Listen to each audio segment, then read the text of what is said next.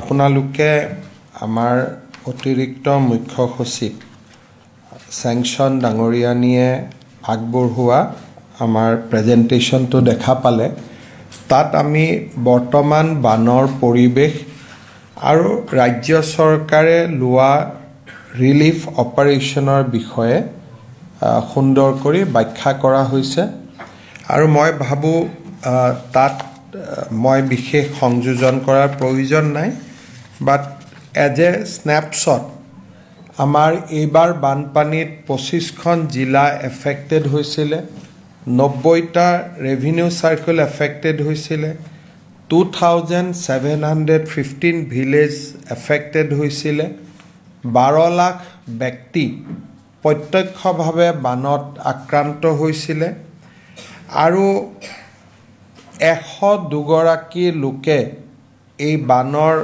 আক্ৰান্ত হৈ মৃত্যুক সাৱটি ল'বলগীয়া হৈছিলে আৰু ৰাজ্য চৰকাৰে 257টা ৰিলিফ কেম্প 2108টা ৰিলিফ ডিষ্ট্ৰিবিউশ্যন চেণ্টাৰৰ জৰিয়তে এই সময়ছোৱাত আমি বানাক্ৰান্ত ৰাইজক সহায় কৰাৰ কাৰণে প্ৰচেষ্টা কৰিছিলোঁ চৰাইদেউ যোৰহাট আৰু গোলাঘাট জিলাৰ পৰিৱেশ সামান্য হোৱাৰ ফালে আগবাঢ়িছে যদিও শিৱসাগৰত এতিয়াও 3টা ৰেভিনিউ চাৰ্কেল এফেক্ট হৈ আছে 63খন ভিলেজ এতিয়াও বান আক্ৰান্ত হৈ আছে শিৱসাগৰ জিলাত 15টা ৰিলিফ কেম্প এতিয়াও চলি আছে য'ত নেকি 4188 গৰাকী ব্যক্তি আজিও ৰিলিফ কেম্পত বাস কৰিছে বিভিন্ন সময়ত মই ৰাজ্যৰ জনসাধাৰণক বানৰ সময়ত আমি কেনেকৈ সহায় কৰিম তাৰ বিষয়ে কেইবাটাও ঘোষণা আমি কৰিছিলোঁ আপোনালোকক আমি জনাবলৈ পাই ভাল পাইছোঁ যে ইতিমধ্যে ৰাজ্য চৰকাৰে 793খন স্কুলক মেৰামতিৰ কাৰণে 2 লাখকৈ টকা আগবঢ়াইছিলে 15.86 কোটি টকা আৰু আজি 90% স্কুলত ইতিমধ্যে পাঠদান আৰম্ভ হৈছে মুখ্য শিক্ষা বিভাগে জনোৱা মতে 15 আগষ্টৰ ঠিক পিছতেই আটাইবোৰ স্কুল পাঠ গ্ৰহণৰ বাবে উপযোগী হৈ উঠিব সকলোৱে এই পুঁজিৰ ব্যৱহাৰ আৰম্ভ কৰিছে আৰু বিদ্যালয়সমূহক পাঠদানৰ প্ৰক্ৰিয়া যাতে বাধাগ্ৰস্ত নহয় তাৰ বাবে ব্যৱস্থা হাতত লৈছে শিক্ষা বিভাগে ইতিমধ্যে বিনামূলীয়া পাঠ্যপুথি এই বিদ্যালয়সমূহক আকৌ এবাৰ যোগান ধৰিছে আৰু মুখ্যমন্ত্ৰীৰ সাহায্য পুঁজিৰ পৰা ছাত্ৰ ছাত্ৰীসকললৈ ইউনিফৰ্ম নতুনকৈ আৰু দুসাজ ইউনিফৰ্ম কিনি দিয়া আৰু সমান্তৰালভাৱে ছাত্ৰ ছাত্ৰীসকললৈ 1000 3000 আৰু 5000 টকাৰ এককালীন সাহায্যও আগবঢ়াইছে আজি আমি এই প্ৰক্ৰিয়াৰ লগত সংগতি ৰাখি আমাৰ ডেমেজ অংগনবাদী চেণ্টাৰসমূহক ৰিপেয়াৰ কৰা বা এই অংগনবাদী কেন্দ্ৰসমূহত যি পাঠদান কৰা হয় খেলা ধূলা কৰা হয় পুষ্টিকৰ খাদ্য বিতৰণ কৰা হয় তাক যাতে নিয়মীয়া কৰিব পাৰি আজি আমি প্ৰতিশ্ৰুতি অনুসৰি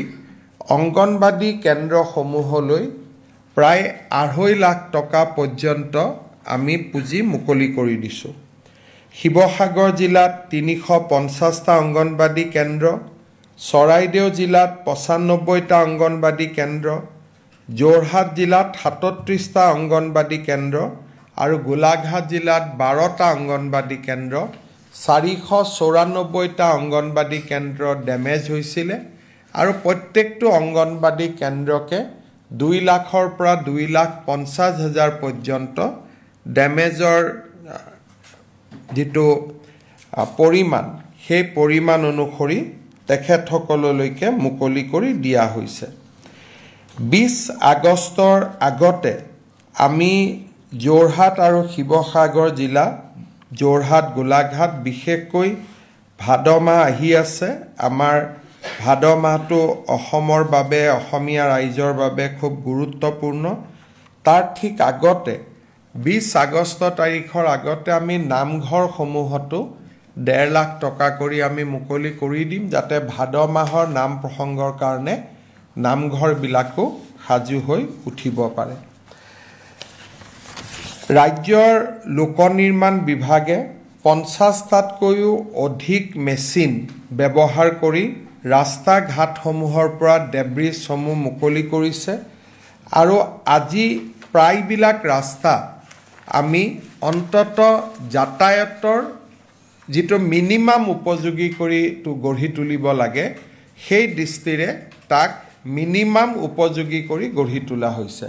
কিন্তু ৰাস্তাবিলাক পাৰ্মানেণ্টলি বনাবৰ কাৰণে পৰৱৰ্তী পদক্ষেপত আমি আৰু ব্যৱস্থা হাতত ল'ব লাগিব। আমাৰ ঠিক বানপানী হোৱাৰ লগে লগে চৰকাৰ, বিভিন্ন ধৰণৰ সংগঠন সকলোৱে ৰিলিফ মেটেৰিয়েল যথেষ্ট শিৱসাগৰ, চৰাইদেউ জিলালৈ লৈ গৈছিলে। কিন্তু ৰাইজে তেতিয়া আমাক কৈছিলে যে আমাক অলপ নগদ টকাৰ প্ৰয়োজন। চাউল আছে, দালি আছে, কিন্তু নগদ টকা নাই কাৰণে আমি ঘৰলৈ উভতি যাব পৰা নাই। ৰাজ্য চৰকাৰে প্ৰায় 4 লাখ পৰিয়ালক অৰুণোদয় আঁচনিৰ জৰিয়তে 1 আগষ্ট তাৰিখে 2,500কৈ টকা মুকলি কৰি দিয়ে। পৰৱৰ্তী পৰ্যায়ত আমি 64,891টা পৰিয়ালক 15,000 কৰি 97.34 crores rupees আমি মুকলি কৰি দিওঁ।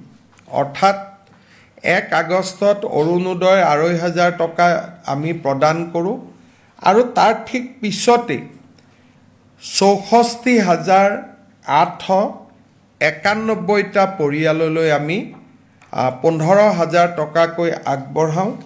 চৰাইদেউ জিলাত 13,997টা, শিৱসাগৰ জিলাত 43,909টা, যোৰহাট জিলাত 5,388টা আৰু গোলাঘাট জিলাত 1,597টা।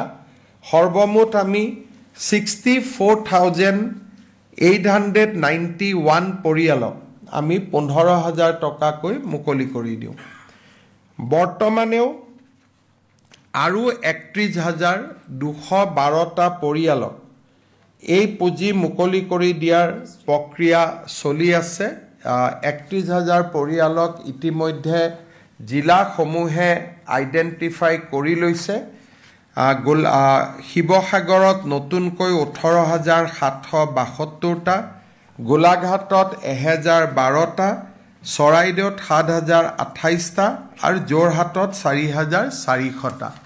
এওঁলোকৰ ডিটেইলছ জিলা আয়ুক্তসকলে প্ৰেৰণ কৰাৰ প্ৰক্ৰিয়া চলি আছে, আৰু মই ভাবোঁ যে অহা 2-3 দিনত এই 31,212টা পৰিয়ালৰকো বান সাহায্য প্ৰদান কৰাৰ চূড়ান্ত হ'ব। অৰ্থাৎ দুইটা যদি আমি লগাওঁ, প্ৰায় 1 লাখ পৰিয়ালে এককালীন 15,000 টকা কৰি ৰাজ্য চৰকাৰৰ পৰা লাভ কৰাৰ সম্ভাৱনা আছে।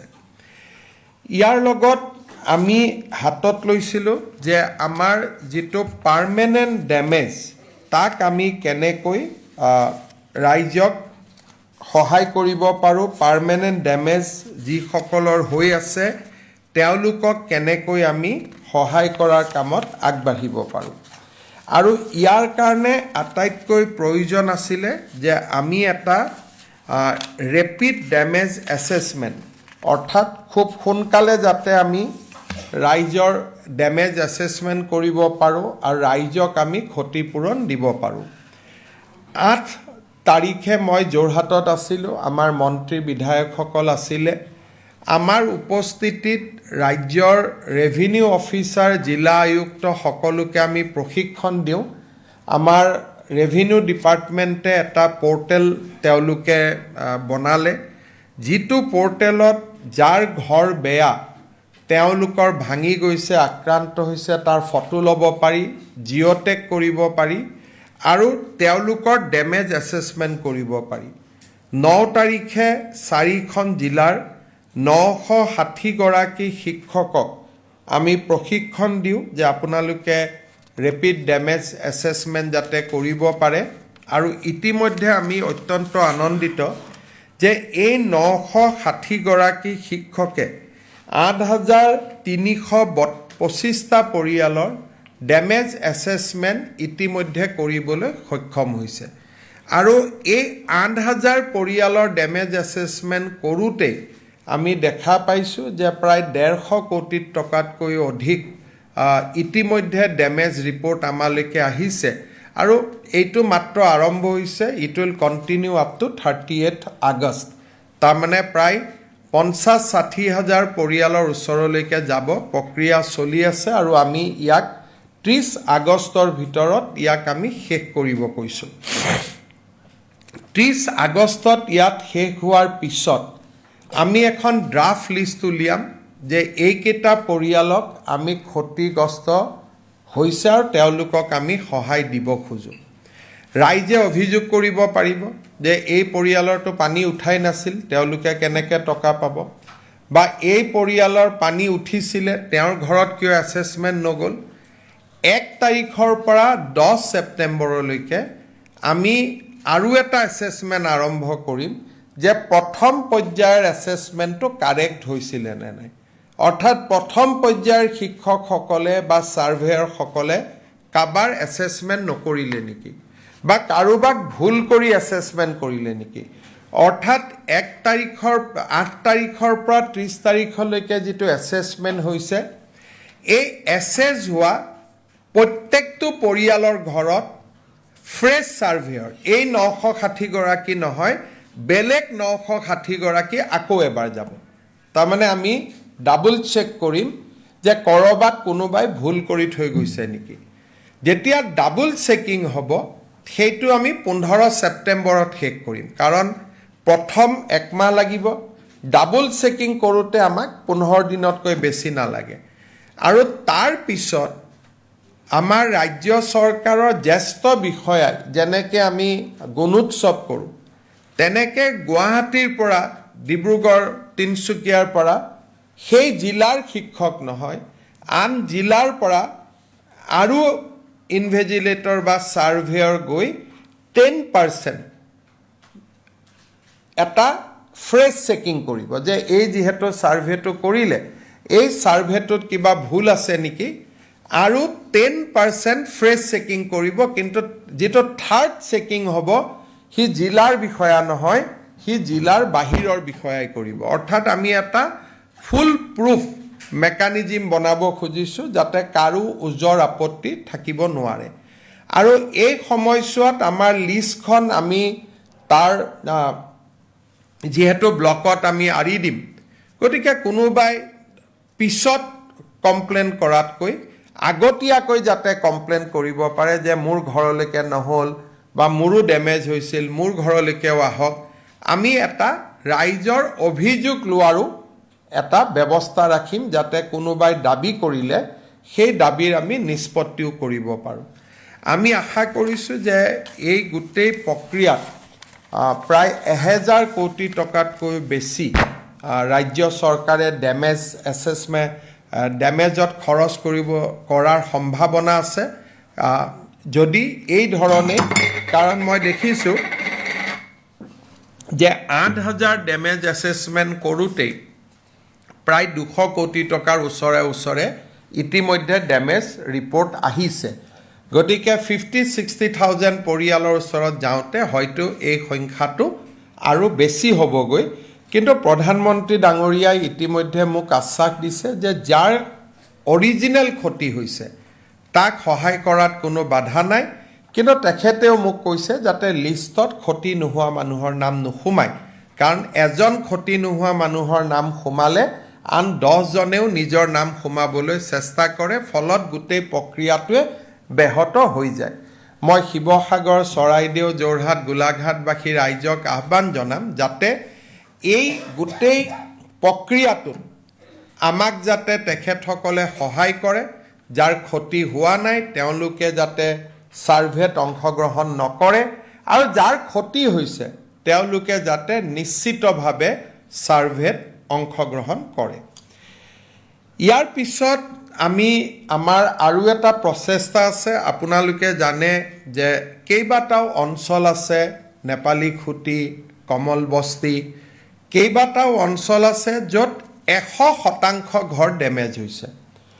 বিশেষকৈ নেপালী খুটি, কমল বস্তি, আমাৰ ৰেলৱে ষ্টেচন আছে, তাত আৰু এখন মই গৈছিলোঁ বামুণ পুখুৰী, মাছগাঁও, এনেকুৱা কেইটামান এৰিয়া আছে য'ত সম্পূৰ্ণভাৱে ঘৰৰ নষ্ট হৈছে, তাত হাউচিং বুলি একো নাই। আমি বিভিন্ন কেন্দ্ৰীয় চৰকাৰ, ৰাজ্য চৰকাৰ আৰু বিভিন্ন সমাজসেৱী সংগঠনৰ লগত আমি কথা পাতি আছোঁ যে এই ডেমেজৰ ওপৰতো তাত মডেল হাউচিং স্কিম আমি কৰিব পাৰোঁ নেকি, সেই বিষয়েও ৰাজ্য চৰকাৰে চিন্তা অব্যাহত ৰাখিব। কিন্তু তেতিয়া কৰিব পৰা যাব যেতিয়া মানুহখিনি অন্তত প্ৰাথমিক সহায়টো পাই ঘৰলৈকে যাব পাৰে। তেতিয়া আমি ভাল কৰি ভৱিষ্যতৰ কাৰণে আমি মডেল হাউচিং তাত কৰাৰ চিন্তা কৰিব পাৰোঁ। ইতিমধ্যে আমাৰ এনেকুৱা কেইবাটাও মডেল হাউচিং কলনী আমি অসমত বনাইছোঁ। বিশেষকৈ নাহৰকটীয়া সমষ্টিত আমি খুব ডাঙৰ মডেল হাউচিং কলনী বনাইছিলোঁ। গতিকে তেনেকুৱা চিন্তাও ৰাজ্য চৰকাৰৰ আছে। ইয়াৰ লগতে আমাৰ কিছুমান ব্যক্তি, বিশেষকৈ সেই অঞ্চলবিলাকত বহুত বেছি গোধন নষ্ট হৈছে। আমি নেশ্যনেল ডায়েৰী ডেভেলপমেণ্ট বৰ্ডৰ লগতো আলোচনা কৰি আছোঁ যে তাতে আমি নতুন কৰি ৰাইজক গোধন দি মিল্ক প্ৰচেছিং চেণ্টাৰ কৰি সেই অঞ্চলবিলাকক আমি দুগ্ধ উৎপাদনৰ কেন্দ্ৰ হিচাপে নিৰ্মাণ কৰিব পাৰোঁ নেকি। আমি লং টাৰ্ম এটা ৰিলিফ আৰু ৰিহেবিলিটেশ্যনৰ কামতো আমি লাগি আছোঁ। ইয়াৰ উপৰিও দিখৌ নদীৰ কাষত দিখৌ নদীৰ বান ৰোধ কৰাৰ কাৰণে পাৰ্মানেণ্ট ব্যৱস্থা, শিৱসাগৰৰ পাণবেচাৰ দৰে অঞ্চলৰ যিটো সদায় প্ৰত্যেক বছৰে বানপানী হয়, সেই বানপানীক কি ধৰণে আমি প্ৰতিৰোধ কৰিব পাৰোঁ, পাৰ্মানেণ্ট সলিউশ্যনৰ কাৰণেও ৰাজ্য চৰকাৰে ইতিমধ্যে সমান্তৰালভাৱে কামত আগবাঢ়িছে। ইয়াৰ ভিতৰত আপোনালোকে জানে যে জেৰেঙা পথাৰৰ দৰে অঞ্চলত পানী সদায়ে জমা হৈ থাকিছিলে। আমি গৈ দেখিছিলোঁ যে বিভিন্ন সময়ত আমাৰ জনসাধাৰণৰ বিস্ফোৰণৰ কাৰণেই হওক বা প্ৰাকৃতিক কাৰণতে হওক, বহুত নদী উপনদীৰ স্বাভাৱিক গতিপথবোৰ বন্ধ হোৱাৰ কাৰণেও বানপানীৰ পিছতো ৱাটাৰ লগিঙৰ সমস্যাটো বহুত দিনলৈ থাকি যায়। যোৱা কেইটামান দিনত আমি নামদাং নৈৰ স্বাভাৱিক গতিপথ ঘূৰাই অনাৰ বাবে চেষ্টা কৰিছিলোঁ আৰু ইয়াৰ ফলত জেৰেঙা পথাৰত পানী দ্ৰুত গতিত কমাও আমি লক্ষ্য কৰিছোঁ। গতিকে আমি শিৱসাগৰ আৰু চৰাইদেউ জিলাৰ যিবিলাক নদী উপনদী স্বাভাৱিক কাৰণত বন্ধ হৈ গৈছে, চেনেলবিলাক বন্ধ হৈ গৈছে, তাকো আমি কেনেকৈ ৰিজুভিনেট কৰিব পাৰোঁ তাৰো আমি এটা দীৰ্ঘকালীন প্ৰচেষ্টা আমি হাতত ল'ম। আজি মই আপোনালোকৰ জৰিয়তে ৰাইজক আশ্বাস দিব খোজোঁ যে এইবাৰ বানপানীত মৃত ব্যক্তিসকলকো আমি আন বছৰত 4 লাখ টকাকৈ আগবঢ়াওঁ পৰিয়ালক। এইবাৰ আমি 9 লাখ টকাকৈ আগবঢ়াইছোঁ। গোটেই অসমতে, অকল শিৱসাগৰ চৰাইদেউ বুলি নহয়, প্ৰতিগৰাকী ব্যক্তিকে আমি সহায় কৰাৰ চেষ্টা কৰিছোঁ। অৰ্থাৎ চৰকাৰে প্ৰণালীবদ্ধভাৱে বান আক্ৰান্ত ৰাইজক সহায় কৰাৰ কাৰণে প্ৰচেষ্টা অব্যাহত ৰাখিছে। আমি সকলোৰে সহযোগিতা বিচাৰিম আৰু মই আশা কৰোঁ যে সকলোৰে প্ৰচেষ্টাত আমি লং টাৰ্ম ৰিলিফ, অকল শ্বৰ্ট টাৰ্ম নহয়, আমি লং টাৰ্ম ৰিলিফ ৰিহেবিলিটেশ্যনৰ কাৰণেও আমি যি ব্যৱস্থা লৈছোঁ তাত আমি এটা সহায় পাব পাৰোঁ। আন এটা আপডেট হৈছে যে এইবাৰ ৰাইজৰ সহায় সহযোগিতা বিভিন্ন NGO, বিভিন্ন ব্যক্তি, বিভিন্নজনে বিভিন্ন ধৰণে শিৱসাগৰ চৰাইদেউত গৈ ৰাইজক সহায় কৰিছে আৰু সমান্তৰালভাৱে এইবাৰ অভাৱনীয়ভাৱে, কেতিয়াও মই দেখা নাছিলোঁ, অভাৱনীয়ভাৱে মুখ্যমন্ত্ৰীৰ সাহায্য পুঁজিটো ৰাইজে বৰঙণি আগবঢ়াইছে। এই পৰ্যন্ত অকল মাইক্ৰ' ডনেশ্যনে 26,267 জন ব্যক্তি আগবঢ়াইছে। 10 টকা, 5 টকা, 100 টকা, যোনে যেনেকৈ পাৰে। মই অকল মাইক্ৰ' ডনেশ্যন কৈছোঁ।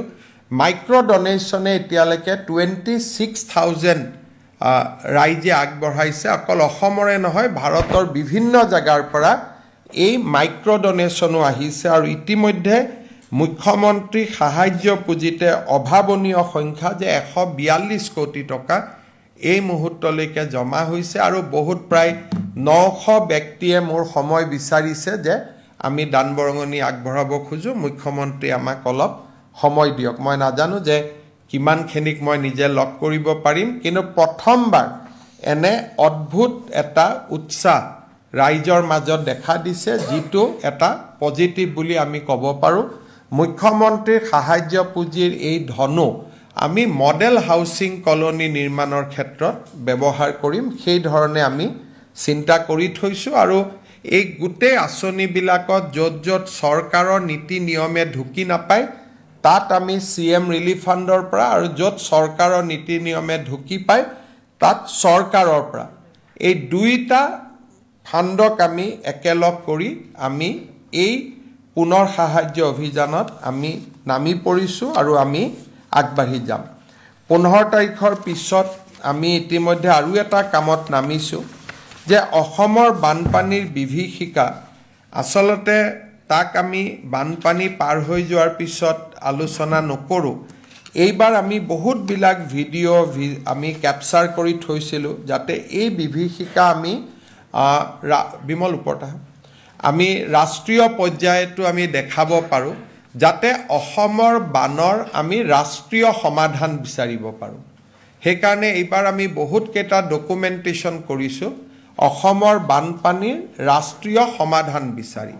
আৰু ৰাষ্ট্ৰীয় সমাধান কেনেকৈ হ'ব, যেতিয়া দেশৰ আটাইতকৈ ডাঙৰ ডাঙৰ ইনষ্টিটিউশ্যনবিলাকে ৰুৰকীৰ পৰা আৰম্ভ কৰি IIT সকলোৱে নিজৰ নিজৰ ফিডবেক দিব পাৰে। আৰু সেই দিশতো এইবাৰ আমি কাম কৰিছোঁ যে আমাৰ টকা পইচা আছে, আমাক সলিউশ্যনৰ ৰাস্তা লাগে, আমি কোন ৰাস্তা দি গ'লে সলিউশ্যন আনিব পাৰিম, সেই দিশতো এইবাৰ আমি কাম কৰিম। 15 তাৰিখৰ পিছত এই বিষয়েও আমি লোৱা পদক্ষেপ আপোনালোকক কিছু অৱগত কৰিম।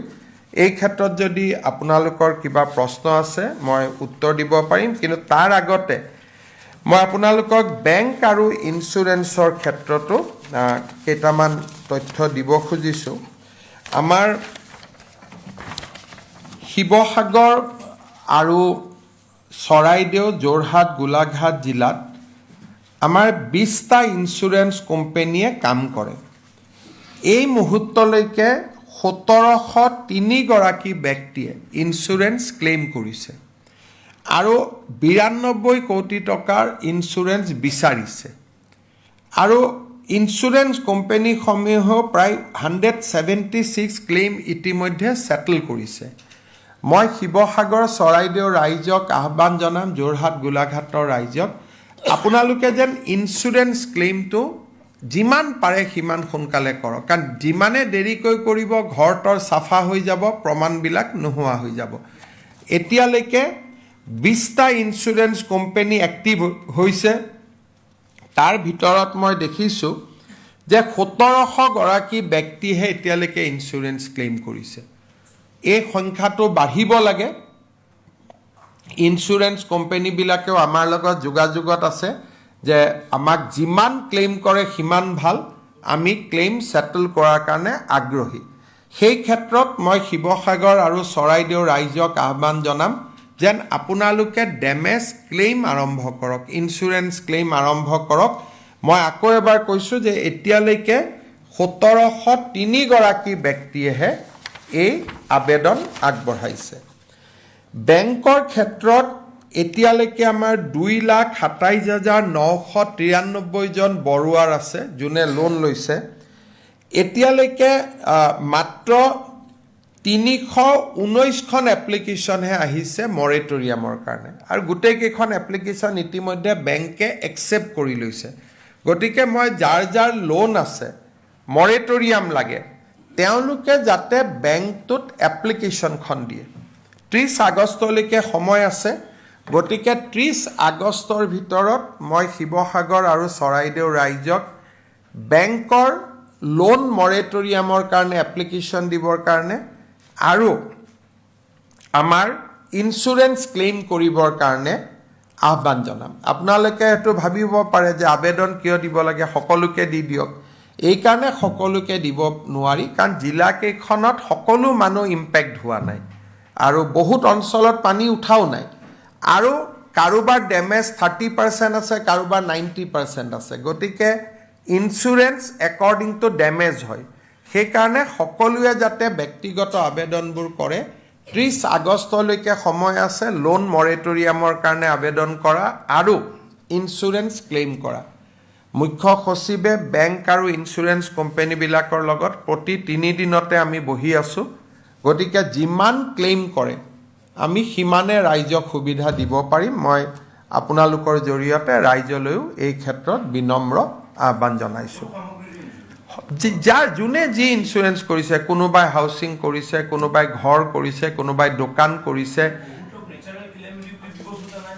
নাই নাই তেনেকুৱা নেচাৰেল কেলামিটি বুলিয়েই পাব ইন্স্যুৰেন্স যদি থাৰ্ড পাৰ্টি ইন্স্যুৰেন্স কৰি থৈছে তেতিয়াতো নাপাব যদি এখন গাড়ীৰ ফুল ইন্স্যুৰেন্স আৰু থাৰ্ড পাৰ্টি ইন্স্যুৰেন্স কোনোবাই যদি ইন্স্যুৰেন্স থাৰ্ড পাৰ্টি কৰি থৈছে ফুল ইন্স্যুৰেন্স গাড়ীখনৰ কৰা নাই তেতিয়াতো ইন্স্যুৰেন্স কোম্পানীয়ে নিদিয়ে কিন্তু বানপানী বুলিয়ে স্পেচিয়ালি দিব খুজিছে আৰু সকলো আগ্ৰহী মাত্ৰ আবেদন কৰিব লাগে আৰু আবেদন কৰিলে আমিও মনিটৰ কৰি থাকিম মাত্ৰ 1700 জন ব্যক্তি আবেদন কৰিছে আবেদন কৰাতটো কোনো বাধা নাই যিমান আবেদন কৰিব মনিটৰ কৰিব আমাৰ সুবিধা হ'ব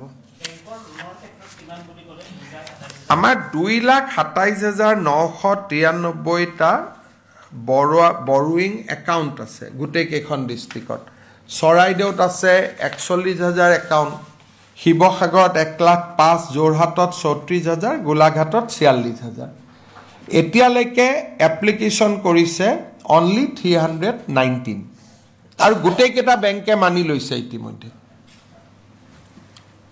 গতিকে যিমানে আবেদন কৰে আমি হিমানে ভাল পাওঁ এইটো হল মৰেটৰিয়ামৰ কাৰণে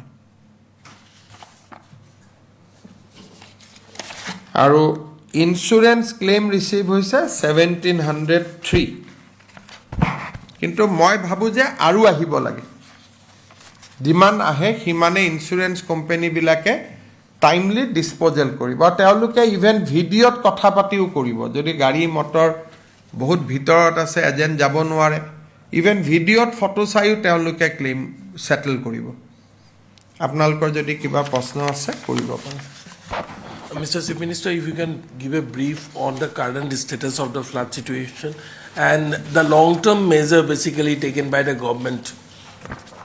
Look, you have seen that because of measures taken by the government, this time also we have not seen flood in area where usually floods happen. There is no flood in Nalbari, there is no flood in Baksa, there is no flood in Bajali, there is no flood in Bishwanath, Bipuria, small damage in Dhemaji, Lakhimpur. So Sibsagar and Saraigdev is a new territory for us. So once we start working there, we believe that we will be able to minimize the damage in that two districts also. You have seen our success in entire Assam, but because that two districts did not have flood issue earlier, our intervention was not there. But from now onwards, there will be intervention in that two districts. So as a result, I am sure that we will be able to minimize the damage in these two districts also, and we will be ready much more than this year from coming years. Sir. One thing we have seen, basically, flood is always looks like a national phenomena. And this time, government is going to take a new kind of step that is long-term relief rehabilitation Yes. and model housing colony. So, do you think that this could be later on maybe expanded to other areas? Look, my own view is that in the district where flood is happening because of river Brahmaputra, we'll see decline. Primarily because there are a lot of activities going on in both Tibet and in Arunachal Pradesh. In Tibet also, huge reservoir is coming up. They are trying to develop 60,000 megawatt power. In Arunachal also, there are a lot of hydro projects are coming. So that will result in lot of flood cautioning in Brahmaputra. So that is the phenomena we are going to witness in next couple of years once these things are over. But we do not have any intervention in the tributaries. So most of the flood presently is happening in the area dominated by tributary, like Dikho in this case, Doria, so there are Dorika. So from Brahmaputra, now we have to shift our attention to the tributaries. We'll see, because these are new phenomena. We never witnessed flood in Sibsagar and Saraideo from 1950. But that flood is not now because of Brahmaputra, because of tributaries. So Water Resource Department now has to move its attention. Not only they will concentrate in Brahmaputra, they have to concentrate in its tributaries also. So these are new things, we have to face it, and we have to bring some kind of solution. Sir, a good news came out from affected area from Jorhat.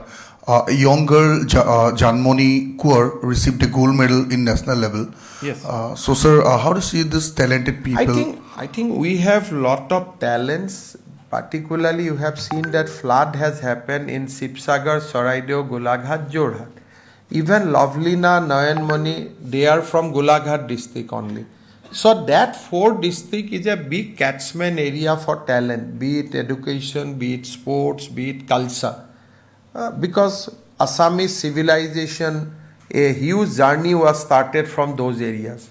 So I think we have lot of talent in that 4 district, and we know it also. As I told you, we are discussing Janmani, but even Lovelina, Nayanmani, Bhogeshwar Boru, everybody is from that 4 district. So that is a huge catchment area for talent, and we will continue to pursue. Sir, আপুনি যেতিয়া নেপালী খুঁটিত গৈছিল, আপুনি তাত গাৰ্ডৱালৰ কথা কৈছিল, আপুনি টেঙা হোলাটো গৈছে, টেঙা হোলাটো গাৰ্ডৱাল হয়তো আপোনাক ৰিকুৱেষ্ট কৰিছে, সেই প্ৰচেছটো আপুনি কি চিন্তা কৰিছে? ৰাইজে গাৰ্ডৱাল বুলি কৈছে, মই ৰাইজক সেইটো সময়ত ক'বই লাগিব যে কৰি দিম বুলি, কিন্তু এইটো এটা বৈজ্ঞানিক সমাধান লাগিব, গাৰ্ডৱাল লাগিব বা আন কিবা ব্যৱস্থা লাগিব। গতিকে এতিয়া ৱাটাৰ ৰিচোৰ্চ ডিপাৰ্টমেণ্ট তাত যাব, যিয়ে সলিউশ্যন দৰকাৰ। গাৰ্ডৱাল বুলিতো এনেকৈ এখন ৱাল বনালেতো পানী ৰখাব নোৱাৰিব, তাত ফ্লাড প্ৰটেকশ্যন আৰু বহুত মেজাৰ্ছ লাগিব। So' we are ready to do it. গতিকে আমি কৰিম। এই ছেপ্টেম্বৰ অক্টোবৰত পানীটো শুকালেই আমি টীমবিলাকক পঠিয়াম যে কেনেকৈ জেগাবিলাকত ভৱিষ্যতে এনেকুৱা পানী নামি আহিলে আমি বচাব পাৰোঁ। এই গাৰ্ডৱালখন আমি আগতেই দিছিলোঁ, তেতিয়া আমি মাটি ল'ব নোৱাৰিলোঁ। আমি বহুত চেষ্টা কৰিছিলোঁ, তাত তেতিয়া আমি মাটি ল'ব নোৱাৰিলোঁ, সেইকাৰণে সেই প্ৰজেক্টটো নহ'লগৈ।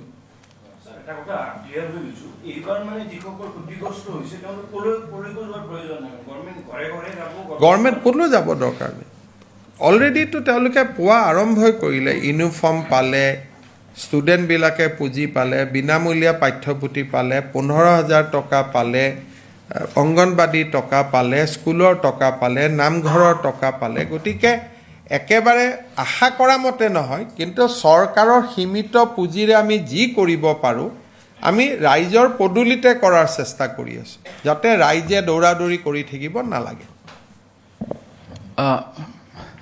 আপুনি উল্লেখ কৰিছিলে 8,000 পৰিয়ালৰ এছেছমেণ্ট কৰোঁতে প্ৰায় 150-200 কোটি টকাৰ প্ৰয়োজন হয় বুলি গম পোৱা গৈছে।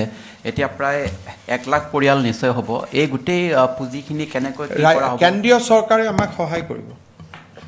প্ৰধানমন্ত্ৰী ডাঙৰীয়াই মোক কৈছে যে তহঁতি ভালকৈ এছেছমেণ্ট কৰ যি পুঁজি লাগে চেণ্ট্ৰেল গভৰ্ণমেণ্টে দিব গতিকে পুঁজিৰ কোনো অসুবিধা ৰাজ্য চৰকাৰে সন্মুখীন নহয় খালি প্ৰধানমন্ত্ৰী ডাঙৰীয়া এটাই কৈছে যে যাৰ হোৱা নাই তেওঁলোকৰ নাম আহিব নালাগে সেইকাৰণে 3টা লেয়াৰত চেকিং কৰিব দিছে প্ৰথম এটা সাৰ্ভে হ'ল সেকেন্ড সাৰ্ভে হ'ল থাৰ্ড সাৰ্ভে হ'ল আৰু পোৰ্টেলটো তেখেতসকলে আমাক দিছিলে যে পোৰ্টেলত কৰ ফটাফট হৈ যাব গতিকে আমাৰ টাৰ্গেট আছে যে পূজাৰ আগতে আমি যাতে মানুহক সহায় কৰিব পাৰোঁ আৰু চেণ্ট্ৰেল গভৰ্ণমেণ্টে যেনেকৈ হওক আমাক হাত খুলি সহায় কৰিব বাট উইদিন দ্য নৰ্মছ যিটো আমাৰ PDNA নৰ্মছ আছে SDMA নৰ্মছ আছে উইদিন দ্য নৰ্মছ যিমান পুঁজি লাগে তেওঁলোকে আমাক সহায় কৰিব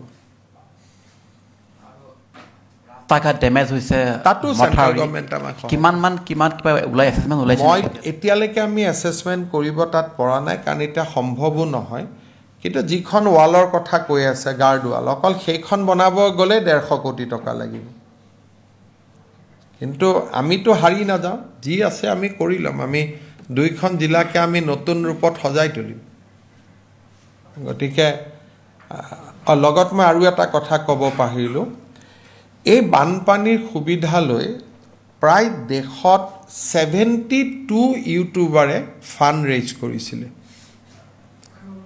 72 ইউটিউবাৰ হেজ ৰেইজ ফাণ্ড গতিকে আমি তাতো নজৰ ৰাখিছোঁ যেনেকৈ সমৰ গগৈৰ দৰে সকলোৱে খুব ভাল কৰি খৰচ কৰিছে কিন্তু ৰাজ্যৰ বাহিৰৰ কিছুমান ইউটিউবাৰেও ফাণ্ড কালেকশ্যন কৰিছিলে গতিকে সেই ফাণ্ডবিলাক শিৱসাগৰ চৰাইদেউত আহি পাইছেনে নাই সেই পাৰ্টটো আমি চাম যিসকলে খৰচ কৰিছে ভাল কৰি তেওঁলোকক আমি খুব ধুনীয়া অসম চৰকাৰে অভিনন্দন জনাই তেওঁলোকক পত্ৰও লিখিব কিন্তু যিসকলে পুঁজি কালেক্ট কৰি ফ্লাডত জমা দিয়া নাই তেওঁলোকৰ প্ৰতিও আমি নিশ্চিতভাৱে নজৰ ৰাখিব লাগিব এতিয়ালৈকে আমি 72 একাউণ্টছ আইডেণ্টিফাই কৰিছোঁ যোনে নেকি ডিউৰিং দ্য ফ্লাড টকা কালেক্ট কৰিছে কিন্তু তাৰ ভিতৰত মই আকৌ কৈছোঁ যে বহুতে ইতিমধ্যে সহায় আৰম্ভ কৰিছে কিন্তু যিসকলে কৰা নাই কাৰণ অকল অসমৰ ইউটিউবাৰ নহয় গোটেই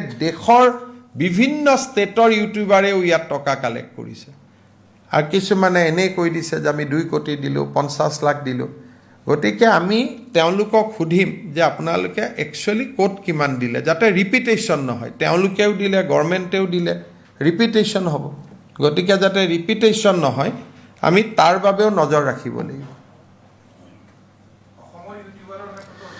মই চাওক অসমীয়া মানুহটো সংবেদনশীল অসমীয়া মানুহে এইটো কাম কেতিয়াও নকৰে আৰু ডেফিনেটলি অসমীয়া মানুহে যদি কালেক্ট কৰিছে দিবই কিন্তু এবাৰ চাই পেলাই তেওঁলোকক সন্মানিত কৰাটো কোনো বাধা নাই যিসকলে ভাল কাম কৰিছে তেওঁলোকক গামোচা এখন পিন্ধোৱা সন্মান প্ৰদৰ্শন কৰাটো কোনো বাধা নাই গতিকে এনেও যিসকলে ফ্লাডত আমাক সহায় কৰিছে NGO হওক বা কোনোবাই দেশৰ বাহিৰৰ পৰা বিদেশৰ পৰা যোনে যেনেকৈ সহায় কৰিছে ৰাজ্য চৰকাৰেতো তেওঁলোকক সন্মান এটা জনাবই লাগিব গতিকে এইটো আমি ইনকুৱাৰী নহয় আমি সন্মান জনোৱাৰ প্ৰক্ৰিয়া এটাহে আৰম্ভ কৰিম যে যিসকলে ভাল কৰি কাম কৰিছে তেওঁলোকক অন্ততঃ গামোচা এখন পিন্ধাই সন্মান জনোৱাটো অসমবাসীৰ দায়িত্ব আৰু কৰ্তব্য আৰু মই এইটোৱে কৈছোঁ যে 72 একাউণ্টছ আমি আইডেণ্টিফাই হৈছে আমাৰ পুলিচে আৰু আইডেণ্টিফাই কৰি আছে তেওঁলোকৰ যিটো চাইবাৰ চেল আছে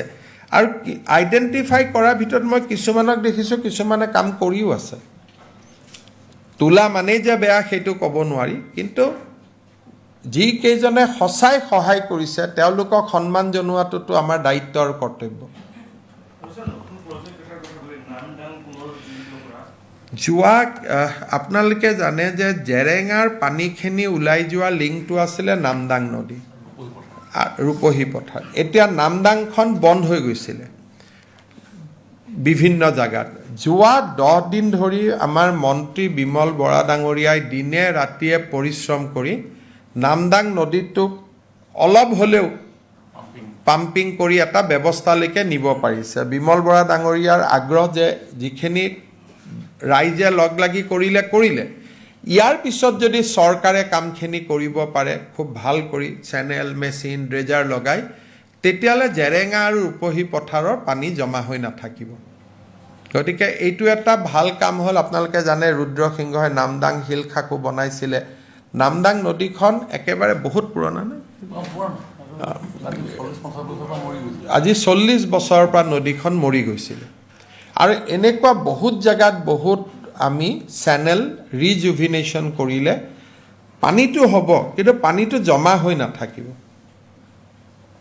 স্যাৰ আৰু এটা কথা এড কৰিব বিচাৰিছোঁ যে আৰবান ফ্লাডৰ ক্ষেত্ৰত বিশেষকৈ গুৱাহাটীত কেইবাটাও অঞ্চল খুব কম বৰষুণতে বহুত পানী হোৱা দেখা হৈছে কিবা ব্যৱস্থা গ্ৰহণৰ ইয়াৰ ক্ষেত্ৰত মই আগতে কৈছোঁ যে দিছপুৰৰ আশে পাশে যিকেইটা অঞ্চলত পানী জমা হয় তাৰ গোটেই সমস্যাটো হ'ল মেঘালয়ৰ পৰা অহা দ্ৰুতগতিত পানী সুপ্ৰিম কোৰ্টে এখন কমিটি কৰিছিলে আৰু সুপ্ৰিম কোৰ্টৰ কমিটিখনে ইতিমধ্যে তেওঁলোকে এটা প্ৰতিবেদন দিছে যে যোৰাবাটত এখন ৰিজাৰ্ভ ফৰেষ্ট আছিলে সেই ৰিজাৰ্ভ ফৰেষ্টখন তাত নোহোৱা কৰি দিয়া হ'ল এখন বননিকে ধ্বংস কৰি পেলোৱা হ'ল আৰু এতিয়া তাৰ পৰা যিটো পানীৰ ঢল নামি আহে তাক ৰখাৰ কাৰণে কাৰো হাততে একো উপায় নাথাকে কাৰণ আপোনালোকে তীব্ৰ বৰষুণৰ সময়ত চাব অভাৱনীয় পানী নামি আহে তাক মানে কোনো উপায় নাথাকে গতিকে আমি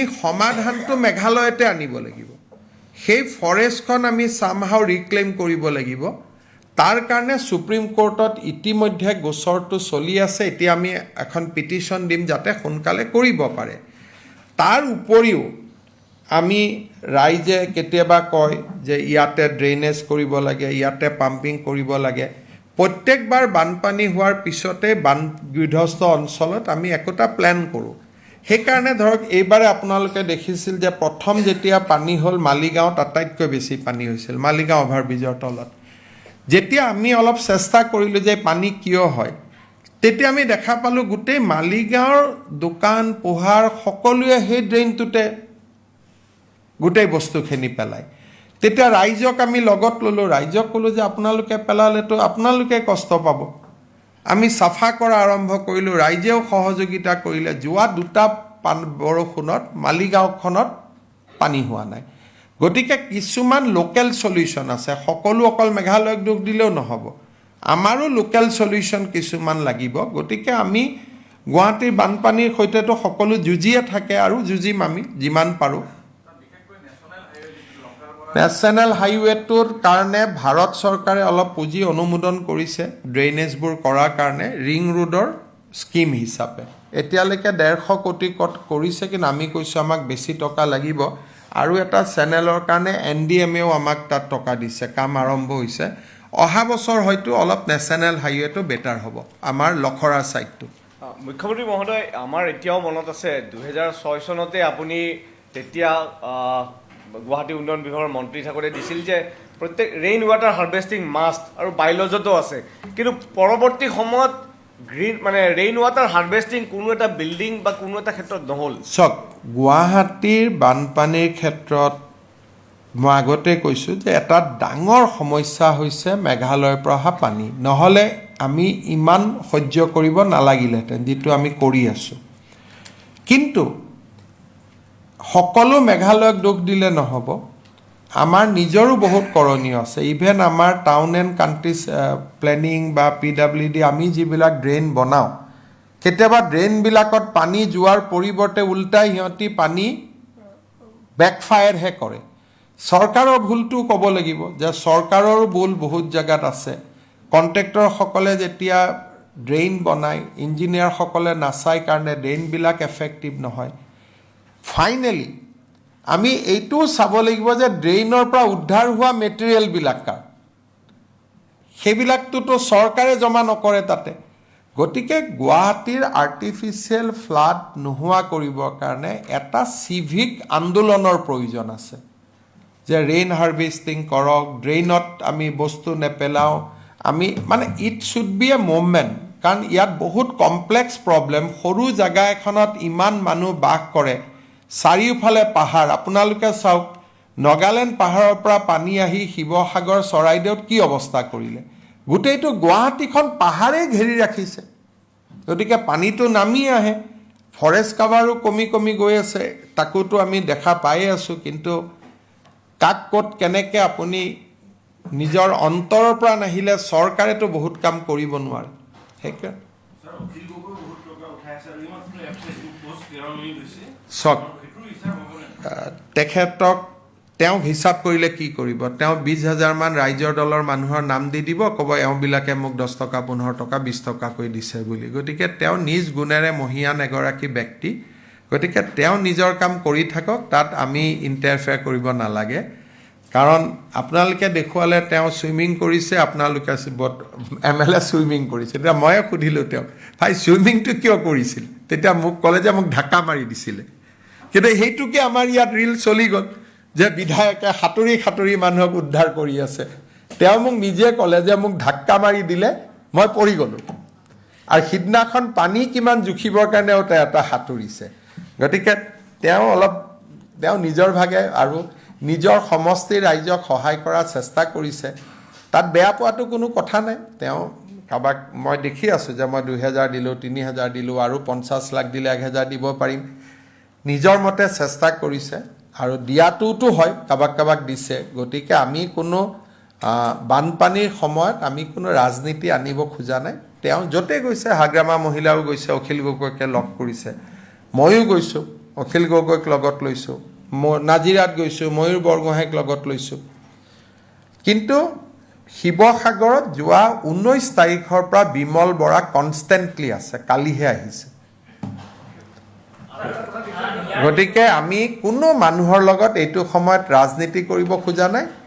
আৰু অখিল গগৈওতো কষ্ট নকৰা বুলি মই নকওঁ, ডেফিনেটলি কষ্ট কৰি আছে আৰু সকলোৱে কৰি আছে। গতিকে ইয়াত আৰু পলিটিক্স আনিব নালাগে। ছাৰ, সিদিনা পাণবেচাত যাওঁতে আপুনি পাণবেচাৰ পানীটোৰ সমস্যা সমাধানৰ কথা আপুনি মানুহখিনিক কৈছিল। বিমল বৰা ডাঙৰীয়া তাত যথেষ্ট লাগি আছে, নিশাও তেওঁ তালৈ গৈছে। বিমল বৰাই মোক জনাইছে যে তাত এটা IIT গুৱাহাটীয়ে 45 কোটি টকাৰ এটা প্ৰকল্প বনাই দিছিলে, কিন্তু তাত ভৰলুৰ দৰে চুইচ গেট আদি লগাব লাগিব। খুব এটা মানে এনুৱেল ৰেকাৰিঙেৰে সৈতে কৰিবলগীয়া কাম। মই আগত দেখা নাছিলোঁ। এতিয়া ONGCৰ পাম্পেৰে বিমল বৰা ডাঙৰীয়াই চেষ্টা কৰি পেলাই 1 লাখ লিটাৰ ওলাই গৈ আছে পাৰ মিনিটত। কিন্তু পাৰ্মানেণ্ট সলিউশ্যনৰ কাৰণে তাত ভৰলুৰ দৰে চুইচ গেট এণ্ড পাম্প লগাব লাগিব। গতিকে বানপানীৰ পিছত এদিন মই যাম, কাৰণ সিদিনাখনতো ৰাইজক সহানুভূতিৰ কাৰণে গৈছোঁ বা ৰাইজৰ লগত যে আমি এক হৈ আছোঁ তাক দেখুৱাবৰ কাৰণে গৈছোঁ। কিন্তু ছেপ্টেম্বৰ মানত মই আৰু এবাৰ গৈ ইঞ্জিনিয়াৰসকলৰ লগত গৈ মই নিজেও লাগিম। আৰু মই ভাবোঁ যে জলসম্পদ মন্ত্ৰী এইবাৰ শিৱসাগৰ, গতিকে স্কিমবিলাক হৈ যাব।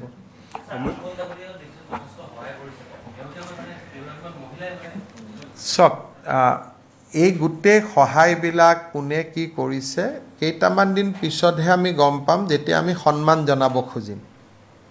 গতিকে কোনে কাক সহায় কৰিছে এতিয়ালৈকে এইবিলাক ৰিলত আছে। যেতিয়া আমি SDOৰ পৰা ৰিপৰ্ট ল'ম, চাৰ্কুল অফিচাৰৰ পৰা ৰিপৰ্ট ল'ম, কাৰণ আমিতো সন্মান সকলোকে জনামেই। গতিকে তেতিয়াহে আমি গম পাম যে কোনে কাক সহায় কৰিছে। এতিয়ালৈকেতো চবেই গৈছে আহিছে, কিন্তু কিমানে কৰিছে কিমানে নাই কৰা। কিন্তু যিসকলে সঁচাই সহায় কৰিছে তেওঁলোকতো সকলোৰে চকুৰ আগতেই আছে নহয়। এতিয়া মই যে ক'লোঁ 71 জনে উঠাইছে, তাৰেতো 20 গৰাকীমানক ৰাইজে মানুহৰ মাজত দেখিয়ে আছে। গতিকে সকলোকেতো বেয়া বুলি ক'ব নোৱাৰি। খালি আমিও ৰাজনীতি কৰা নাই in the name of flood. আৰু মই ভাবোঁ যে কোনেও ৰাজনীতি কৰিব নালাগে, আৰু এইটো একদম নন পলিটিকেলি চাব লাগে। বেলেগ সময়ত হ'লে মই এইবিলাকত কমেণ্ট দিলোঁহেঁতেন, কিন্তু এতিয়া মই এইকাৰণে কমেণ্ট দিব পৰা নাই, কিজানি 2জন মানুহে সহায় পাইছে। গতিকে মইনো নাজানাকৈ কিয় কৈ দিওঁ যে এইটো পলিটিকেল বুলি। গতিকে লেট আছ ৱেইট, আৰু নিজে নিজে ৰাইজেও গম পাব। ৰাইজেওতো বহুত মানুহক মাতি আনি সন্মান জনাব যে আপুনি মোক সহায় কৰিছিল বিপদৰ সময়ত। আৰু অসমীয়া মানুহটো এইবিলাকততো সদায় আগত থাকে, যোনে সহায় কৰিছিল তাক কৃতজ্ঞতা জনোৱাত, অভিনন্দন জনোৱাত। আমাৰ ৰাইজটো ক'তোতো পিছ হুকি নাহে। মুখ্যমন্ত্ৰী মহোদয়, আপুনি কৈছে যে ৰাজনীতি কৰিব বিচৰা নাই, কিন্তু আমি যদি চাওঁ অখিল গগৈ আপোনাৰ ভালকেই কথা কৈছে, কিন্তু বিমল বৰা যি 19 তাৰিখৰ পৰা লাগি আছিল তেওঁৰ বিৰুদ্ধে সদায় এটা কিবা নহয় কিবা দিয়ে আছে যেতিয়া এটা জেগাত দুজন মানুহ থাকে তেতিয়া অলপ চলপ খুটখাট হয় আৰু সেইটো তাৰমানে 20 তাৰিখৰ পৰা অখিল গগৈও আছে 20 তাৰিখৰ পৰা বিমল বৰায়ো আছে ডেফিনেটলি বিমল বৰা য'ত যায় বিজেপিৰ মানুহখিনি লগত থাকে অখিল গগৈ য'ত যায় ৰাইজৰ দলৰ মানুহখিনি লগত থাকে গতিকে অলপ চলপতো খুটখাট চলে কিন্তু সেইটো আৰু মোৰ লেভেলত নহয় আৰু সেইটো আমি ইগনোৰ কৰিব লাগে কাৰণ যোনে যি কৰিছে ৰাইজৰ ভালৰ কাৰণে এইটো কৰিছে কোনেওতো কোৱা নাই যে বিমল বৰাই ৰিলিফৰ কাম কৰা নাই অখিল গগৈও কৰিছে বিমল বৰাই কৰিছে এইটো হেলথি কম্পিটিশ্যনটোতো ভাল না কাক কোনে বেছিকৈ সহায় কৰিব পাৰে সেইটো কম্পিটিশ্যনতো আমি বেয়া পাবলগীয়া একো নাই বিমল বৰাৰ টিংখঙত নিজৰ সমষ্টিত বানপানী হৈ আছে তেওঁ বানপানী এৰি যদি শিৱসাগৰত লাগি ফুৰিছে সেইটোতো ধন্যবাদৰ পাত্ৰহে নিজৰ সমষ্টি এৰি যদি লাগি আছে আৰু কিবা আছে Sir, one question regarding Assam-Arunachal border situation.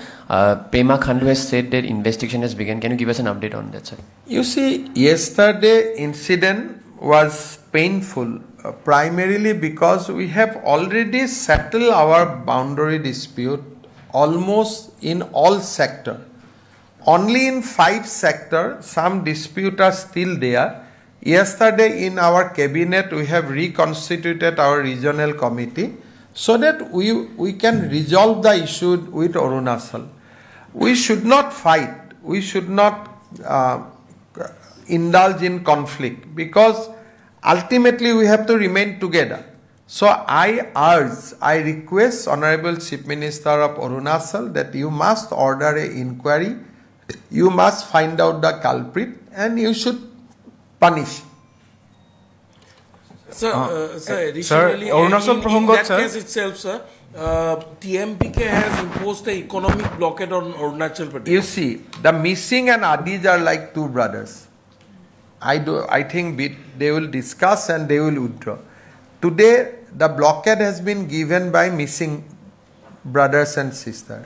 Against whom? Against the Adi, who are there from the same lineage. Today in morning, Ranush Pegu and Pema Khanduji both has talked and I think solution will emerge during that day. I do not think that there will be permanent conflict because we have so many similarity and common among people of Arunachal Pradesh and Assam. I don't think that this is a temporary setback we will overcome. Sir, যেহেতু বিধানসভাৰ অধিৱেশনৰ সময়তো এইটো কথা কোৱা হৈছিল যে অৰুণাচলত সৰ্বাধিক আমাৰ যি ভূমি সোমাই আছে 14,000 হেক্টৰ তাৰ লগতে আজি যিখিনি কথা ক'লে এইখিনি অসমীয়াত ক'লে আমি সুবিধা পাম মই নাজানো মই এইটো কথাই জানো যে আমাৰ ম্যাক্সিমাম ভিলেজৰ ওপৰত অৰুণাচলৰ লগত সমাধান হৈ গৈছে মাত্ৰ 5টা অঞ্চলৰ 52খন ভিলেজে সমাধানৰ কাৰণে ৰৈ আছে গতিকে বিধানসভাত কি উত্তৰ দিছে মই নাজানো তেওঁলোকে ৰিসেন্ট এগ্ৰিমেন্টবোৰ কনসিডাৰ কৰিছে নে নাই কৰা মই নাজানো কিন্তু যোৱাকালি বৰ্ডাৰ ডিপাৰ্টমেণ্টে আমাক দেখুৱাইছে কেবিনেটত যে 52খন ভিলেজতহে এতিয়া আমাৰ কনফ্লিক্ট আছে আৰু তাৰো বহুতখিনি ইতিমধ্যে সমাধান হোৱাৰ লাইনত আছে গতিকে মই ভাবো যে অৰুণাচলৰ লগত যেটো আমাৰ সীমা সমস্যা আছে আমি খুব সোনকালে তাক সমাধান কৰিব পাৰিম ৰিজনেল কমিটিখনৰ কথা কৈছিল কিবা ৰিজনেল তাকে 5টা অঞ্চলত এই কনফ্লিক্ট আছে আগত 12টা অঞ্চলত আছিল এটা 7টা অঞ্চলত সমাধান হ'ল এই 5টা অঞ্চলৰ বাবে আমাৰ এজন কেবিনেট মন্ত্ৰীয়ে এটা ৰিজনেল কমিটিৰ নেতৃত্ব দিয়ে অৰুণাচলৰ এজন কেবিনেট মন্ত্ৰী এটা ৰিজনেল কমিটিৰ নেতৃত্ব দিয়ে অৰুণাচলৰ ইলেকশ্যন আৰু অসমৰ ইলেকশ্যনৰ কাৰণে যোৱা 1.5 বছৰ কমিটি কেখনে এক্টিভলি কাম কৰিব পৰা নাছিল এতিয়া আমি তাত আমি ভাল কৰি কাম কৰিম 123খন ভিলেজত আমাৰ সংঘাত আছিল 71খন সমাধান হৈ গ'ল 52খন সমাধান হ'ব বাকি আছে আৰু যোৱাকালি য'ত গণ্ডগোল লাগিলে সেইটো এটা অমীমাংসিত অঞ্চল কিন্তু সমাধান হোৱা জায়গাবিলাকত দ্বিতীয়বাৰ আৰু লাগা নাই তাত পিলাৰ বহুৱাই আছে আপোনালোকে কেতিয়াবা জাৰ্নেলিষ্ট সকলে যাই চাব পাৰিব সাৰ্ভে অফ ইণ্ডিয়া ইতিমধ্যে তাত পাৰ্মানেন্ট পিলাৰ বহাই আছে খালি 52টা অঞ্চল এই 52টাও মই ভাবো যে এবছৰ ভাল কৰি লাগিলে ম্যাক্সিমাম সেটেল হৈ যাব 52. 123 was originally disputed. Out of that, 71 has been resolved and 52 still remain in the disputed category. আৰু কিবা প্ৰশ্ন আছে কৰিব পাৰে যদি আপোনালোকৰ কিবা মনত কিবা আছে স্যাৰ আপুনি এটা কনফিউজন ক্লিয়াৰ কৰি দিব আপুনি টোটেল ফ্লাডৰ ডেথ ৰিপৰ্টটো ক'লে 102 কিন্তু পিপিটিটোত আছিল 101 99 plus 99 plus 2 99 is the death and 2 is the urban flooding, correct? 99 plus 2 99 life lost in flood, 2 in urban flood, so 101.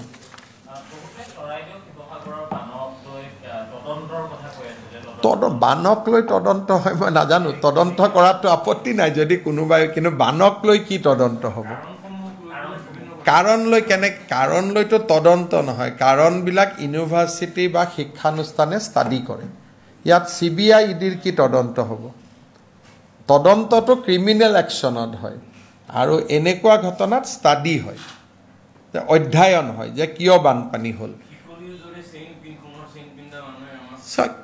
সেইটো এটা বেলেগ চেপ্টাৰ তাতে মই যোগদান কৰিব নোখোজো এইকাৰণে মই যোগদান কৰিব নোখোজো কাৰণ আপোনালোকে গোটেই অসমখন চাইছে অসমত কতো কয়লা নাই বিহুবৰত আপোনালোকে বহুতবাৰ গ'ল এতিয়াতো আৰু ইয়াত বহি কিবা ক'লে নহ'ব বিহুবৰ সন্তকত আপোনালোকে নিজে গৈ দেখিছে যে তাত শিলৰ কুঁৱাৰীও নাই মানে শিল খান্দাও ব্যৱস্থা নাই কয়লা খান্দাও ব্যৱস্থা নাই বাকি নাগালেণ্ড চৰকাৰটো এখন নিজৰ চৰকাৰ মেঘালয় চৰকাৰ এখন নিজৰ চৰকাৰ আমিতো মেঘালয়ৰ ওপৰতো মই কান্দিয়ে আছোঁ সদায় কিন্তু মই কি কৰিব পাৰিছোঁ সুপ্ৰিম কোৰ্ট যাব লাগিব যেনেকৈ মেঘালয়ৰ ক্ষেত্ৰত গৈছোঁ গতিকে কোনোবা ষ্টাডিয়ে যদি কয় যে নাগালেণ্ডত অমুকটো ঘটনাৰ কাৰণে আমাৰ পানী হৈছে আমি আকৌ সুপ্ৰিম কোৰ্ট যাব লাগিব এটা মেঘালয়ত এইবোৰ দেখিওতো মই একো কৰিব পৰা নাই যিবিলাক মানুহে আমাক নেদেখা কাৰণ লৈ সমালোচনা কৰি আছে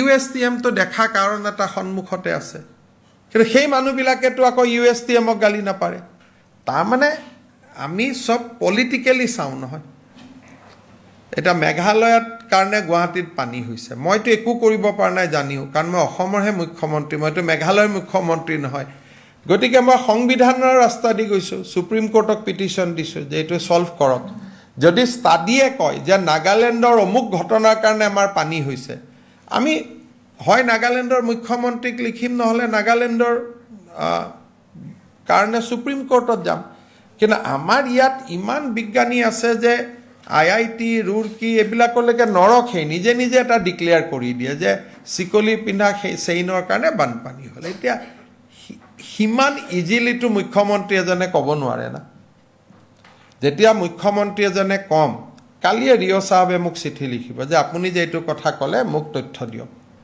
তো মই কি তথ্য দিম স্যাটেলাইটেদি ষ্টাডি হ'ব আমাৰ ইয়াত স্যাটেলাইট ডেটা পাম IIT গুৱাহাটীক কম বা ৰুৰকিক কম তেওঁলোকে কাৰণ এটা দিব কাৰণটো লৈ আমি সংবিধান মতে যাব লাগিব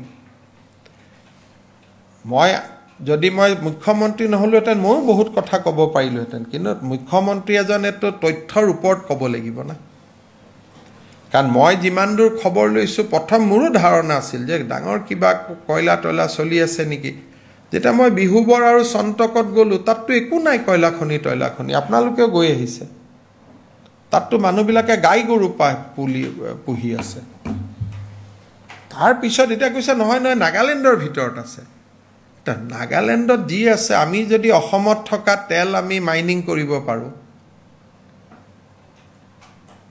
তেতিয়াহ'লে নাগালেণ্ডেওতো নাগালেণ্ডৰ সম্পত্তিৰ ওপৰতো নাগালেণ্ডৰো অধিকাৰ থাকিব কিন্তু আমি চাব লাগিব যে তাৰ পৰা অসমৰ কিবা ক্ষতি হৈছে নেকি এই কথাখিনি কোৱাৰ আগতে আমাকতো 10টা প্ৰমাণ দিব লাগিব আমিতো বিজ্ঞানিক প্ৰমাণ দিব লাগিব স্যাটেলাইট ষ্টাডি দিব লাগিব নহ'লেতো দুইখন ৰাজ্যৰ সম্বন্ধই বেয়া হৈ যাব দেখোন সব কথাটো লগে লগে নহ'ব নহয় আৰু যদি ধৰক এইবাৰ বানপানী হ'ল আৰু 20 বছৰ বানপানী নহয় তাতে তেতিয়াতো নাগালেণ্ডৰ মানুহে আমাক ক'ব তোমালোকেতো আমাক এনেই গালি পাৰিছিলা বুলি সেইকাৰণে ভৌগোলিক কাৰণবিলাক যি জিঅ'লজি জিঅ'গ্ৰাফিৰ ডিছকাশ্যন আছে সেইবিলাক আমাৰ অসমতে কিমান মানুহ আছে, ডক্টৰ নয়ন শৰ্মাৰ দৰে পণ্ডিত আছে, আমিতো কাবাকটো বিশ্বাস কৰিব লাগিব যে তেওঁলোকে ষ্টাডি কৰি আমাক জনাওক। কাৰো হাতততো একো ষ্টাডি ৰিপৰ্ট নাই, খালি কয় মই অমুক চনতে বিধানসভাত কৈছিলোঁ, তমুক চনতে কৈছিলোঁ। আৰে তেতিয়াহ'লে তমুক চনতে বানপানী হ'ব লাগিছিল। সেইকাৰণে মই ভাবোঁ যে আমি অসমখন এখন মেচিয়ৰ্ড প্ৰদেশ হয়। ইয়াত প্ৰত্যেকটো কথা কোৱাৰ আগতে আমাৰ লগত এখন ডকুমেণ্টছ থাকিব লাগিব যে মই ইয়াৰ ওপৰত কৈছোঁ। সেইটোৱে কথা। এতিয়াতো কিবা এটা কৈ দিম, পিছত কথাটো মিছা হ'ব, আকৌ নাগালেণ্ডৰ ৰাইজৰ ওচৰত মই ক্ষমা খুজিব লাগিব যে মোৰ ভুলতে ক'লোঁ বুলি। সেইকাৰণে মই যি ক'ম ষ্টাডিৰ ওপৰত ক'ম, আৰু ষ্টাডি কৰাত কোনো আপত্তি নাই। আৰু যদি ইনকুৱাৰীও লাগে আমি ইনকুৱাৰীও দিম। বানপানী হোৱাৰ কাৰণ যদি কিবা CBI বা এনেকুৱা ইনকুৱাৰী দিলে আমি গম পাওঁ, তাকো দি দিম, সেইটোত কোনোতো আপত্তি নাই। কিন্তু এইটোতো আৰু বানপানীৰ কাৰণটোতো ইনকুৱাৰীয়ে দিব নোৱাৰে, বানপানীৰ কাৰণটো থ্ৰু ষ্টাডি হ'ব লাগিব। গতিকে এইবিলাক হ'ল এটা বেলেগ এটা ইক'ছিষ্টেমৰ কথা। মইতো আমি ল এণ্ড কনষ্টিটিউশ্যনৰ ৰাস্তা দিয়েতো মই যাব লাগিব ন। হ'ব। স্যাৰ লাষ্ট কোৱেশ্চন এটা আছিলে, কাজিৰঙা যি ইকো-চেনচিটিভ জোন 10ৰ পৰা 1 কিলোমিটাৰলৈ হ্ৰাস কৰা হৈছে। এইটো কোনেও হ্ৰাস কৰা নাই। সুপ্ৰিম কোৰ্টে কৈছে যে ইকো-চেনচিটিভ জোন 1 কিলোমিটাৰতে থাকিব, হ্ৰাস কৰা কথা নহয়, কিলোমিটাৰটোৱে সিমান। যেতিয়ালৈকে ষ্টেটে ইকো-চেনচিটিভ জোনটো বনাই নিদিয়ে তেতিয়ালৈকে 10 কিলোমিটাৰ থাকিব। দ্য মোমেণ্ট ষ্টেটে এইটো বনাই দিব then it will reduce to 1 kilometre. যদি 10 কিলোমিটাৰ আমি কাজিৰঙাৰ চাৰিওফালৰ পৰা ৰাখিব যাওঁ তেতিয়াতো কলিয়াবৰ, ডবকা, জখলাবন্ধা, বোকাখাট চব চেজ হৈ যাব দেখোন। গতিকে বহুত ব্যক্তি আছে কিবা এটা শুনিলে নতুনকৈ আৰম্ভ কৰি দিয়ে। সুপ্ৰিম কোৰ্টৰ অৰ্ডাৰ চাব লাগে। সুপ্ৰিম কোৰ্টে কৈছে যে এটা ৱাইল্ড লাইফ চেঞ্চুৰীৰ পৰা ইকো-চেনচিটিভ জোন নৰ্মেলি 1 কিলোমিটাৰ হ'ব, আৰু যদি ক'ৰবাত প্ৰয়োজন হয় দে কেন গ' আপ টু 3 কিলোমিটাৰ। সেইকাৰণে আমাৰ ফৰেষ্ট ডিপাৰ্টমেণ্টে বনাই পেলাই আমি চেণ্ট্ৰেল গভৰ্ণমেণ্টক দিম, চেণ্ট্ৰেল গভৰ্ণমেণ্টে নেশ্যনেল ৱাইল্ড লাইফ ইনষ্টিটিউটক দিব, ঘূৰি আহিব। কেইদিনমান আগতে দীপৰ বিলৰ ইকো-চেনচিটিভ জোন বনাই দিলে 1 কিলোমিটাৰ। গতিকে 1 কিলোমিটাৰটোৱে নৰ্মছ। 10 কিলোমিটাৰ পৃথিৱীত কোনো ৱাইল্ড লাইফ চেঞ্চুৰীত ইকো-চেনচিটিভ জোন নাই। কিন্তু যেতিয়ালৈকে চৰকাৰে নবনায় ইকো-চেনচিটিভ জোন তেতিয়ালৈকে সুপ্ৰিম কোৰ্টে কৈছে যে আপোনালোকে যদি নবনায় it will be 10 kilometre.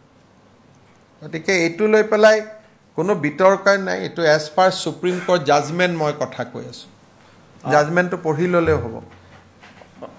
Honorable Chief Minister, at a question last. One thing we have seen, the monsoon parliament session is going on since July 28. মই একো নেশ্যনেল নিউজ ফ'ল' কৰা নাই বানপানীৰ মানে বাৰে। মই এটা কথা সুধিব বিচাৰিছোঁ, মানে চৰকাৰৰ হাতত এনেকুৱা কি তথ্য আছে বা লোকেল যিজন member of parliament from particular that area belong to this Charaideo, Sivasagar and even that Jorhat, role বা কেনেকুৱা কি দেখা পাইছে? মই একোৱে মই ক'লোঁ নহয়, এইকেইটা দিন আমি সকলো বানপানীত ব্যস্ত আছোঁ। 15 আগষ্টৰ পিছত দিল্লীত যাম, তেতিয়াহে গম পাম ক'ত কি চলি আছে। এতিয়ালৈকে মই বানপানীৰ বাহিৰত একো চোৱাও নাই, আৰু চালেও মানুহে বেয়া পালেহেঁতেন যে অসমত বানপানী হৈ আছে, এওঁ আকৌ দিল্লীৰ কথা কৈ আছে। গতিকে মই জাষ্ট 15-20 তাৰিখৰ পিছত স্বাভাৱিক অৱস্থা ঘূৰি আহিব, তেতিয়া দিল্লীৰ কথা অলপ নলেজত ৰাখিম। আৰু আমাৰ MP সকলেতো যেতিয়াই বন্ধ পাইছে বানপানীতে আহি আছে। গতিকে তেওঁলোকৰ লগত মই বানপানীৰ বাদে বেলেগ কথা পতা নাই আৰু এইকেইটা দিন।